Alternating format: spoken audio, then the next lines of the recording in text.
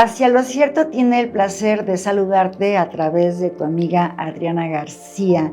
Y continuando con la letra, pues vamos a hablar justo del placer.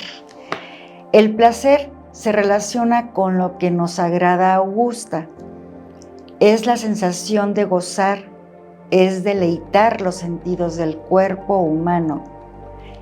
Importante es saber que el cuerpo solo puede dar placeres pasajeros y debemos de entender que cada placer se equilibra con el dolor en el mismo grado, porque, como ya lo hemos visto anteriormente, todo tiene su lado opuesto, pues el cuerpo existe en el mundo de la dualidad. El placer solo produce un cierto alivio o relajación de la tensión, el cual va seguido de un daño o malestar como efecto de la ley natural. El placer es primitivo, de naturaleza animal y es material. También es una prisión, es la esclavitud porque procede del exterior, donde prácticamente todo mundo busca los mismos placeres, los cuales provocan competición, la lucha, la enemistad entre sí, la violencia, la pelea y al final nada se gana, únicamente se derrocha la salud y se malgasta la vida. Debemos comprender que hay dos principios que nos gobiernan, que nos dirigen y cuyo impulso, sea cual sea, determina sus movimientos. Uno es el deseo instintivo del placer y otro es el gusto reflexivo del bien. Ambos principios o ya están en armonía, ya se combaten y ya vencen uno o vence el otro. Si el gusto del bien que la razón nos inspira se apodera del alma entera, se llama sabiduría. Por su lado, si el deseo reflexivo nos arrastra hacia el placer y nos doma, toma el nombre de intemperancia, es decir, falta de templanza o moderación, y cambia de nombre según los diferentes objetos en que se ejercita y las diversas formas que viste. Por ejemplo, si el ansia de manjares supera a la vez el gusto del bien, inspirado por la razón y los demás deseos, se llama gula o glotonería. Si el deseo es ocasionado por la bebida alcohólica, vulgarmente se les llama borrachos.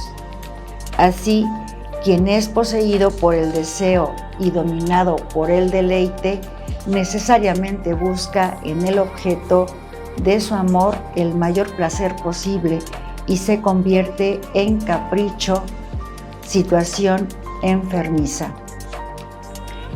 Quien se dice enamorado y domina el placer sexual se vuelve celoso, posesivo, egoísta.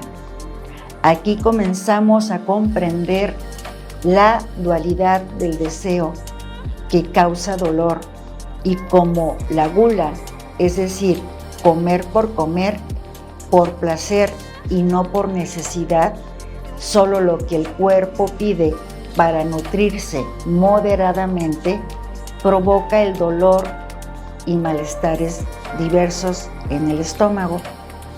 Sin embargo, por el contrario, los placeres provenientes de los sentidos, como oler, escuchar, observar, son los únicos que no causan dolor. Son sanos, hasta relajantes e inspiradores, por lo que es un placer favorable, el placer real. Si el placer es el deseo de llenarse de cosas materiales, genera dolor. Es un placer negativo. No así, por ejemplo, el placer por la sabiduría, leyendo, aprendiendo de diversas formas. Genera una real satisfacción porque representa un crecimiento del desarrollo humano. Pues bueno, es real esa dualidad y realmente sí es más placentero deleitarse y sentir placer con los sentidos porque te genera un crecimiento como persona y satisfacción de que aprendes más, conoces más y utilizas tus sentidos para el bien propio y de los demás.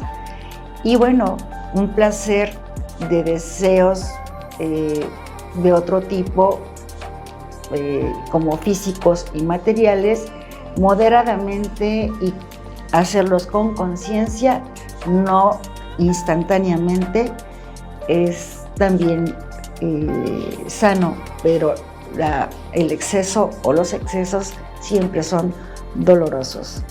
Nos vemos pronto en una nueva condición del ser humano o valor. Tu amiga Adriana García tuvo el placer de saludarte. Hacia lo cierto.